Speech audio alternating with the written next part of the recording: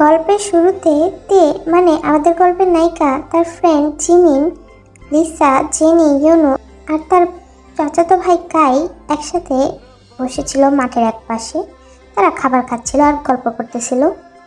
এই কাই শোন। বলি জাহাপানা। এই শালা, জাহাপানা না, মহারানী বল, মহারানী। যাই হোক, যা তো আমার জন্য কিছু কিনে নিয়ে, আর ক্লাস শুরু হয়ে যাবে, তার আগেই খেয়ে ফেলবো, নাহলে আবার ক্লাসে খিদে লাগবে। ঠিক আছে, যাচ্ছি। কিছুক্ষণ পর কাই ফাঁকা হাতে ফিরে আসে। কি রে, আমার খাবার কই? আরে ক্যাম্পাসের সিনিয়র যে র্যাগিং গ্যাংটা আছে না, সব ওরা রেখে দিয়েছে। ওরা রেখে দিল আর তুই দিয়ে চলে আসলি? তো কি করতাম, ওখানে আমি একা ছিলাম, আর ওইখানে ওরা কতজন ছিল তোর কোনো হিসেব আছে? এই চল তো সবাই গিয়ে দেখে আসি, ওদের বদরামি আমি ছোটাচ্ছি দাঁড়া। বলেই সবাই ওইদিকে যেতে লাগে। এই যে, কি সমস্যা আপনাদের? আমাদের খাবার কেন কেড়ে রেখে দিয়েছেন? সো হোয়াট, আমরা সিনিয়র, আমরা যা ইচ্ছা করতে পারি। এসেছে আমাদের সিনিয়র। হ্যাঁ, ব্যবহারটা একদম টোকাইদের মতো। এই কি বললি তুই? এভাবে এক কথায় দুই কথায় কথা কাটাকাটি শুরু হয়, যা এক পর্যায়ে রূপ নেয় ফাইটিংয়ে। গ্যাংয়ে 4 জন মেয়ে ছিল আর 3 জন ছেলে ছিল।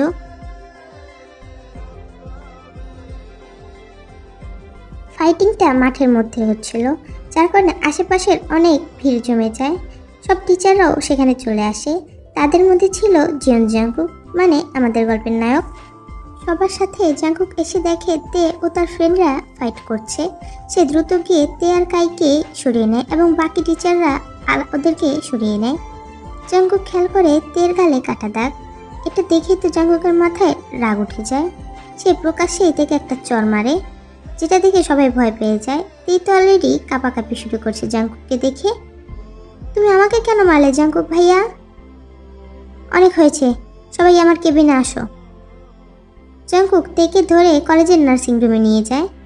জিয়ন জাংকুক, বয়স 26 বছর, দেশের স্বনামধন্য একটি কলেজের ইংরেজি প্রফেসর। জাংকুক দেখতে অনেক হ্যান্ডসাম, তবে কুল এবং বদরাগী স্বভাবের একজন লোক। জাংকুক কলেজের প্রায় সব মেয়েই জাংকুকের উপর ফিদা। তবে জাংকুক প্রফেসর হওয়ার পাশাপাশি তার বাবার, যে কিনা সে স্বনামধন্য একজন বিজনেসম্যান, তার কোম্পানির কাজও করে। অপরদিকে তেই, মানে যে কিনা আমাদের গল্পের নায়িকা, তার বয়স কিছু মাস পরই 19 হবে। এবার ইয়ার চেঞ্জ এক্সাম দিলেই তে ইন্টার সেকেন্ড ইয়ারের স্টুডেন্ট হবে। তে দেখতে অপরূপ সুন্দরী, এক কথায় আগুন সুন্দরী। কলেজের ছোট বড় সব ছেলেরাই ওর ওপর ফিদা, তবে তে ফিদা তো জাংকুকের ওপর। জাংকুক তে আর কাই সম্পর্কে ফুফাতো ভাই হয়, তবে তে কখনো জাংকুকে এই কথা বলার সাহস পায়নি যে সে জাংকুককে ভালোবাসে। জাংকুক ভাইয়া, প্লিজ প্লিজ তুমি মাকে কিছু বলো না, প্লিজ। দেখো, মা আমাকে অনেক বকবে এবং মারতেও পারে, প্লিজ। জাংকুক তের আঘাতপ্রাপ্ত স্থানগুলোতে ওষুধ লাগিয়ে দিচ্ছিল। সেটা ফাইট করার আগে ভাবা উচিত ছিল। তো আমি কি করতাম? আমরা কি আগে শুরু করছি নাকি ওরা আগে শুরু করছে? প্রথমে আমাদের খাবার কেড়ে খেয়ে নিয়েছে এবং তারপর যখন আমরা প্রতিবাদ করতে গেছি তখন বলে কি জানো? তখন বলে আমরা নাকি বয়ফ্রেন্ডের সাথে নাইট স্পেন্ড করে তাদের টাকা এনে ফুর্তি করি। জাংকুক তো অনেক রেগে যায়, তবে কিছু বলে না। সে এমনিতেই তের উপর অনেকটা রেগে আছে। সে কেন মারামারি করবে সে তো তাকেও বলতে পারে। তের শরীরে কোনো আঁচড় জাংকুকের সহ্য হয় না, কারণ সে যে ছোটকাল থেকে তেকে প্রচণ্ড পরিমাণে ভালোবাসে। তের কিছু হলে জাংকুকের পাগল পাগল লাগে। তবে এই মুহূর্তে তের দিকে তাকালে জাংকুকের প্রচুর রাগ উঠছে। তের গালের আঘাত দেখে জাংকুকের অনেক রাগ উঠছে। দুধে ধবধবে চেহারায় আঘাতটা যেন ফুটে উঠেছে। আঘাতটা তেমন গাঢ় না হলেও দাগ বসবে না, তাও জাংকুক রেগে যাচ্ছে। কিছুক্ষণ পর জাংকুক তেকে নিয়ে প্রিন্সিপাল রুমে যায়। জাংকুক সুগাকে, মানে তের বড় ভাই, যে কিনা জাংকুকের সমবয়সী, তাকে কল করে আসতে বলে। সেও সাথে সাথে চলে আসে। প্রিন্সিপাল স্যার তো সবাইকে কথা শোনায়। এর মধ্যে ওদের আবারও ঝগড়া লেগে যায়, তবে সবাই সেটা আটকায়। তোমাদের সবাইকে 7 দিনের জন্য সাসপেন্ড করা হলো। আশা করি এরপর থেকে এরকমটা হবে না, আর 7 দিন পর থেকে ভালো স্টুডেন্টের মতো যেন সব স্বাভাবিক হয়ে যায়। এখন তোমরা আসতে পারো, এখন আপনারা আসতে পারুন, থ্যাংক ইউ। তারপর সবাই চলে যায়।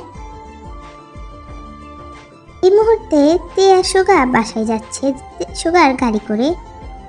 ও ভাইয়া, আমার সোনা ভাই, আমার মিষ্টি ভাইয়া, প্লিজ তুমি মাকে কিছু বলো না, প্লিজ প্লিজ। করার আগে এসব মনে থাকে না? আমি তো বলবোই। তুমি যদি বলো না তাহলে আমি জিমিনকে বলবো তোমাকে ব্লক করে দিতে। সুযোগের সদ্ব্যবহার কীভাবে করতে হয় তুই ভালোই জানিস, তাই না? তখন সুগাকে জাংকুক কল করে এবং কিছু একটা বলে। ওকে বলেই কল কেটে দেয়। কি বলো জাংকুক ভাইয়া? কিছু না। জাংকুক সুগাকে কল করে বলেছে তের মা মানে ইয়নজুনকে যেন সুগা কিছু না বলে। জাংকুক জানে তে অনেকটাই ব্যথা পেয়েছে, এর উপর যদি ইয়নজুন তাকে মারে তাহলে এতে তো অসুস্থই হয়ে পড়বে। বাসায় যাওয়ার পর, ও মা তোরা চলে এসেছিস? ও আল্লাহ, তে মা তোর কি হয়েছে? তোর এই অবস্থা কেন? ইয়নজুন তো দেখে ধরে কান্না করে দেয়। তে তো বারবারই সুগার দিকে তাকিয়ে বলছে যে ইয়নজুনকে যেন না বলে। মা, তোমার মেয়ে দৌড়াতে গিয়ে পাকাই পড়ে গিয়েছিল। কি? তুই তো একটু সাবধানে চলাফেরা করতে পারিস না? ইস, দেখছিস তো কেমন লেগে গিয়েছে। আর আমার নিঃস্বার্থ ভালোবাসা দেখে তেও ভ্যা করে কেঁদে দেয়। রাতে তের গা কাঁপিয়ে জ্বর আসে। তে জ্বরের ঘোরে বিড়বিড় করছে। ডক্টর চলে যাওয়ার পর সুগা জাংকুকে কল করে। জাংকুকও দেরি না করে তাড়াতাড়ি তেকে দেখতে চলে আসে। তের উপর তো জাংকুকের অনেক রাগ উঠছে, আবার তের উপর মায়াও হচ্ছে। টাইম স্কিপ 7 দিন পর। তের পুরোপুরি সুস্থ হতে প্রায় 6 দিন লেগে যায়। তবে তের অনেক মন খারাপ হচ্ছিল। এটা ভেবে যে জাংকুক হয়তো তাকে একদিনও দেখতে আসেনি। আসলে জাংকুক ব্যবসার কাজে বাইরে গিয়েছিল। আজ 7 দিন পর তে কলেজে এসেছে। তবে তে এটা খেয়াল করছে জাংকুক তাকে ইগনোর করছে। জাংকুকের কেবিনে নক পড়ে। Come in. তে ভিতরে যায়। জাংকুক তেকে দেখে আবারও কাজে মন দেয়। তে তার সামনে থেকে চেয়ারে গিয়ে বসে পড়ে। জাংকুক ভাইয়া, প্লিজ আমার সাথে কথা বলো। আমি প্রমিস করছি আমার কখনো দুষ্টুমি করবো না, প্লিজ। কেমন যেন আমি সেদিন সব দুষ্টুমি করেছিলাম। ক্লাসে যা। না, তুমি আগে কথা বলো। ক্লাস টেস্টটা নেবো, সেটার প্রস্তুতি নিয়ে যা।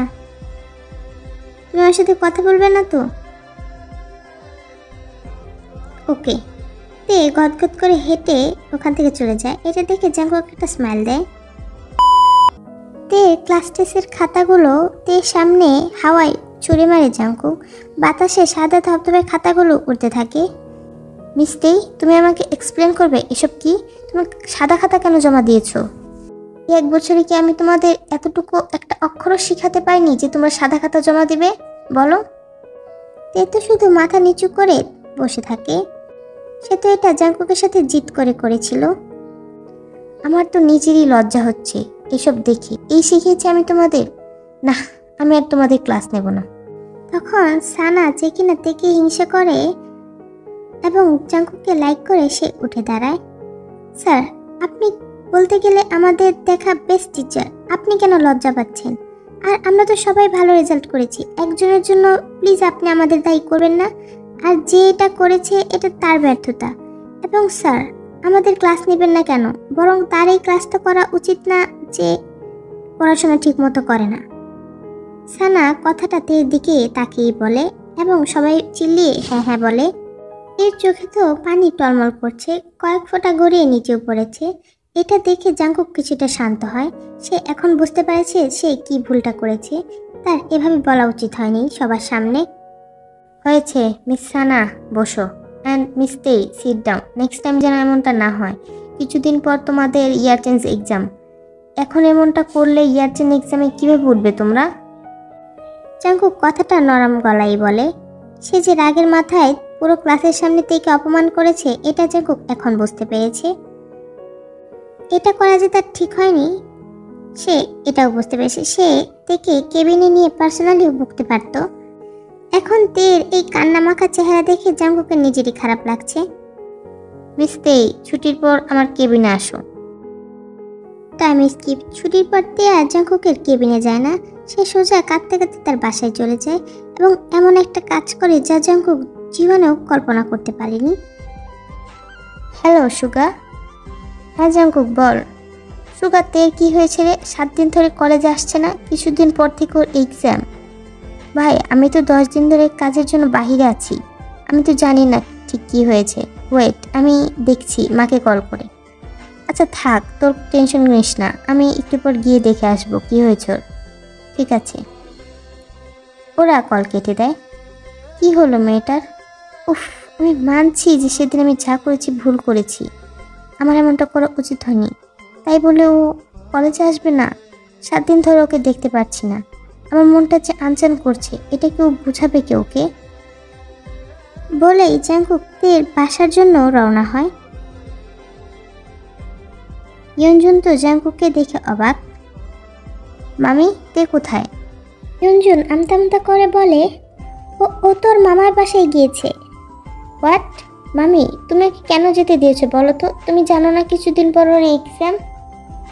বাবা 7 দিন আগে কলেজ থেকে কেন যেন অনেক কান্না করতে করতে বাসায় আসে, আমি জিজ্ঞেস করে কিছু বললো না, পরে শান্ত হয়ে বললো ও নাকি ওর মামার বাসায় যাবে, তাই আমি আর না করিনি। জাংকুক বুঝতে পারে তেই কাউকে কিছু বলেনি, তাই সে বলে, ঠিক আছে আমি তাহলে আজ আসি, ওকে কল করে বলো চলে আসতে, এক্সাম শেষ হলে আবার গিয়ে থাকবে। ঠিক আছে, কিন্তু তুই তো কিছু খেলি না, খেয়ে যা। না মামি, আজ না, অন্য একদিন। এভাবে আরো 2 দিন কেটে যায়, তবুও তের খবর নেই। জাংকুক তো অনেক দুশ্চিন্তায় পড়ে যায়, সে কোনোভাবেই তের সাথে যোগাযোগ করতে পারছে না। তাই সে ভাবে আজ আবার ওদের বাসায় গিয়ে ইয়ঞ্জনের কাছ থেকে তার ভাইয়ের অ্যাড্রেসটা নিয়ে ডেকে আনতে যাবে। এই মুহূর্তে জাংকুক কিছু ফাইল ঘাটাঘাটি করতেছিল, মূলত কাজই করতেছিল। কাজটা ছিল এই কয়েকদিনে কতজন স্টুডেন্ট টিসি নিয়েছে সেটা ইনফরমেশন একত্রিত করে একটা লিস্ট তৈরি করা। হঠাৎ জাংকুকের চোখ তো বড় বড় হয়ে যায় একটা ইনফরমেশন দেখে। টিসি নিয়েছে কলেজ থেকে। বিকেলে সুবিনা রিঞ্জুম লিভিং রুমে বসে টিভি দেখতেছিল আর এই কয়েকদিনে কি হয়েছে সেটা নিয়ে ভাবতেছিল। হঠাৎ তাদের মেন দরজাটা খুব শব্দ করে খুলে যায়। হঠাৎ এমন হওয়ায় ওরা দুজনে অনেকটা ভরকে যায়। জাংকুক, তুমি এখানে? জাংকুক তাদের সামনে থাকা টি টেবিলের ওপর টিসির দেওয়ার কাগজটা এক প্রকার ছুঁড়ে মারে। এসব কি মামা, মামি? তে কলেজ থেকে টিচি নিয়েছে আর আমিই জানতে পারলাম না, এর কারণ কি আমি জানতে পারি? আর তে কোথায়? ইয়ঞ্জুন আর সুবিন তো একে অপরের দিকে তাকাচ্ছে, ওদের মধ্যে সম্পূর্ণ নিস্তব্ধতা কাজ করছে। আমি কিছু জিজ্ঞেস করেছি মামা। আমি বলছি তেই ওই কলেজ থেকে টিসি নিয়ে আমার ভাইয়ের জেহবের বাসায়, ওখানে যে কলেজটা আছে ওইখানে ভর্তি হয়েছে। হোয়াট? কিন্তু কেন? আর তোমরা এটাতে রাজি হলো মামা? আসলে 7 দিন আগে তে বাসায় কান্না করতে করতে আসে এবং বলে সে ওই কলেজে আর পড়বে না। এর কারণ জিজ্ঞেস করায় তে কিছু বলে না, তবে এটা বলে তবুও যদি আমরা ওকে জোর করে ওই কলেজে পাঠাই তাহলে আমরা তার মরা মুখ দেখব। ও আমাদের কারণটাও বলেনি, শুধু বলেছে যে পর্যন্ত না সে অন্য কলেজে ভর্তি হচ্ছে এটা যেন কেউ না জানে। আর তোমরা ওর কথায় মেনে নিলে? তো কি করতাম বল? তে আমাদের একমাত্র মেয়ে, ছোট থেকে ওকে মাথায় করে রেখেছি, ও যদি কিছু করে ফেলতো নিজে তাহলে আমরা কি করতাম বল? জাংকুক একটা দীর্ঘ নিঃশ্বাস ছাড়ে এবং সেদিন যা যা ঘটেছে সবটাই খুলে বলে। মামা, মামি, আমি জানি আমি যা করেছি ভুল করেছি, রাগের মাথায় করেছি, তাই বলে ও এমন একটা পদক্ষেপ নেবে আমি কখনো ভাবতে পারিনি। আর আমার মনে হয় সুগা এসব জানে না, তাই না? না, ওকে এখনো কিছু বলিনি, ভেবেছি বাসায় আসলে বলবো। তে কলেজের গাছের নিচে জিমিন, লিসা, চেনি, ইয়োনো আর কায়ের সাথে বসে কথা বলতেছিল গ্রুপ চ্যাটে। নতুন কলেজে এসে তে তেমন কোনো ফ্রেন্ড বানায়নি। তে আগের থেকে অনেক শান্তশিষ্ট হয়ে গিয়েছে, আগের আইডি নাম্বার সব ফেলে দিয়ে নতুন করে শুরু করেছে তেই সব কিছু। সে জাংকুকের কাছ থেকে মুভ অন করার ট্রাই করতেছে, এত সহজ নয়। জাংকুককে সে ছোটকাল থেকে ভালোবাসে। এর মধ্যেই তে ওদের কথা শুনে অনেকটা অবাক হয়। জানিস তে, জাংকুক স্যার না কলেজ থেকে রিজাইন করেছে। কি? কিন্তু কেন? জানি না রে দোস্ত, কালকে কলেজে এসে শুনতে পেলাম জাংকুক স্যার নাকি 2 দিন আগেই রিজাইন করেছে। এরপর আর কিছু কথা বলে তে ফোন রেখে দেয়। জাঙ্কুক ভাইয়া কি জানতে পেরে গিয়েছে যে আমি কলেজ ছেড়ে এসেছি? আর তার জন্য কি সে... না, এটা কিভাবে পসিবল? উনি আমার জন্য নিজের ড্রিম জব কেন ছাড়বে? হয়তো কোনো প্রবলেম হয়েছে কোম্পানিতে, তার জন্য। একসাথে হয়তো কোম্পানি আর কাজটা ঠিক মতো করতে পারছে না তার জন্য। হ্যাঁ, এটাই হতে পারে। না তে, তুই এসব ভাবছিস কেন? তুই এসব ভাবিস না। তেই এসব ভাবতেছিল, তখন কেউ একজন তের কাঁধে হাত রাখে, ফলে তের ধ্যান ভাঙে। আরে জিসু, তুই এত লেট করলি কেন? জিসু হলো এই কলেজে তের একমাত্র ফ্রেন্ড। আরে আমি তো প্রথমে ক্লাসে গিয়েছিলাম তোকে খুঁজতে, ওখানে না পেয়ে ব্যাগ রেখে এখানে আসলাম। জানিস, আসার সময় একটা নিউজ শুনলাম। কি নিউজ? এই কলেজের মালিক নাকি চেঞ্জ হয়েছে। মানে শেয়ার হোল্ডাররা সব একজনের কাছে এই কলেজটা বিক্রি করে দিয়েছে। হোয়াট? কি বলছিস তুই এসব? হ্যাঁ রে, আর শুনলাম নতুন একজন প্রফেসরও নাকি আমাদের কলেজে জয়েন হয়েছে। এটা শুনে তের হার্টবিট অনেকটা বেড়ে যায়। সে বিড়বিড় করে বলে, কোথাও এটা জাঙ্কুক ভাইয়া না তো? না, এটা কিভাবে পসিবল? কি রে তে, কি ভাবছিস? কিছু না, ক্লাসে চল, ক্লাসের সময় হয়ে গিয়েছে। তে যেন আকাশ থেকে পড়েছে তাদের নতুন প্রফেসর জাঙ্কুককে দেখে। এটা কিভাবে সম্ভব? আমি কি ভুল দেখছি? না, এটা তো জাঙ্কুক ভাইয়া। এখানে কেন? না তে, তুই ওনাকে না চেনার ভান ধরবি। না, আর কোনো কমপ্লেন করার সুযোগ দিবি না, যাতে ওই দিনের মতো অপমান করতে না পারে। হ্যাঁ, আমি সেটাই করব।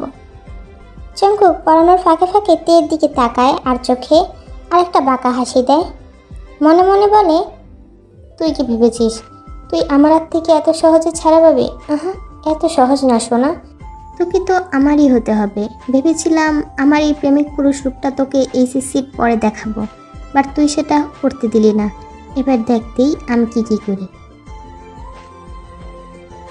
ক্লাস শেষে তে একা হেঁটে বাসায় যাচ্ছিল, তখন তার সামনে একটি কালো গাড়ি এসে থামে। গাড়িতে ওঠ।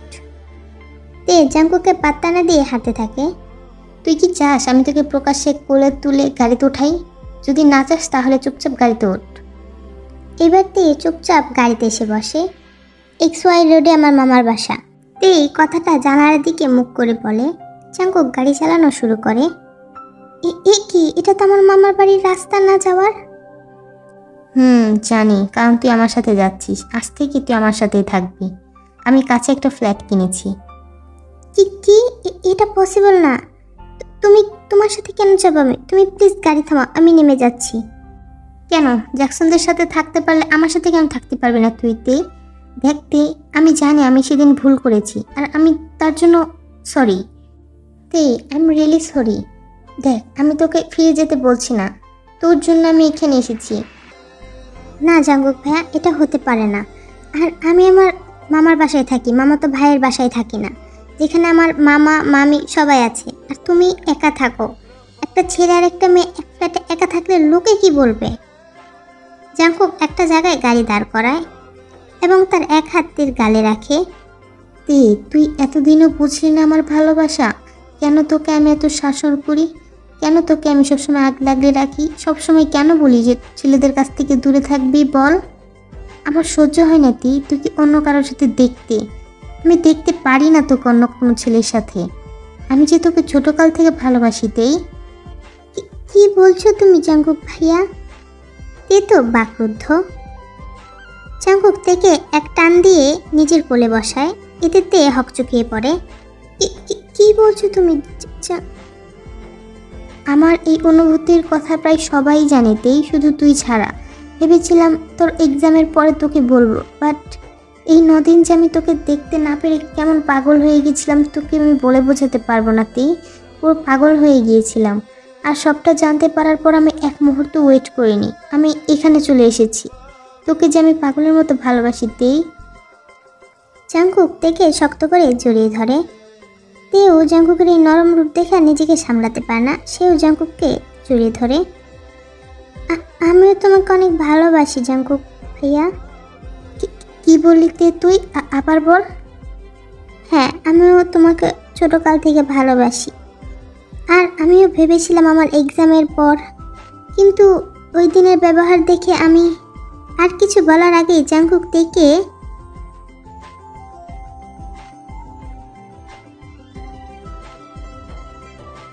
আর কিছু বলার প্রয়োজন নেই, আমি বুঝতে পেরেছি এবং তার জন্য আমি সরি।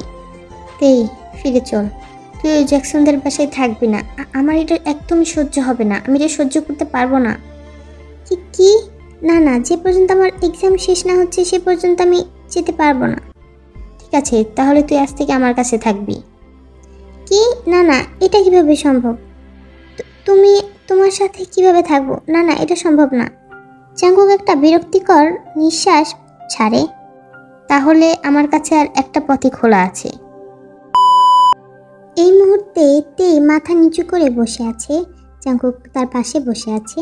আরিম তো জাংকুককে বকেই যাচ্ছে, কারণ জাংকুক তেকে বিয়ে করেছে সকলের অজান্তেই। তে প্রথমে বাধা দিলেও জাংকুকের সাথে সে পারেনি।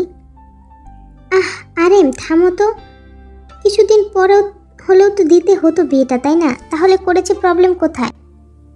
হ্যাঁ ভাই, জিন তো ঠিকই বলেছে, আমরা বরং বিয়ের অনুষ্ঠানের আয়োজন করি। আরাম একটা দীর্ঘ নিঃশ্বাস ছাড়ে এবং বলে, ঠিক আছে, কি আর করার। তেকুক তো মহাখুশি। ঠিক আছে, আমরা তাহলে কালকে বসে কথা বলবো। জাংকুক চল। ওকে তেই, চলো। এই ছিলে, তুই তেমাকে টানছিস কেন? তেমা বিয়ে না হওয়া পর্যন্ত এখানেই থাকবে। কি বিয়ে না হওয়া পর্যন্ত? মানে আমরা তো বিয়ে করে নিয়েছি না, সেই হিসেবে আজ তো আমাদের এই এত কথা না বলে চুপচাপ চল। ফাজিল ছেলে, এমনিতেই জোর করে বিয়ে করেছিস মেয়েটাকে, তার উপর কথা। তে তো মিটিমিটি করে হাসতেছিল। এটা দেখে জাংকুক তের কানে ফিসফিস করে বলে, বেশ হাসি পাচ্ছে না? আমাকে জ্বালিয়ে বিয়েটা হোক না, তারপর বোঝাবো। বলে জাংকুক চলে যায়। কিছুদিনের মধ্যে আমাদের তেকুকের বিয়েটা হয়।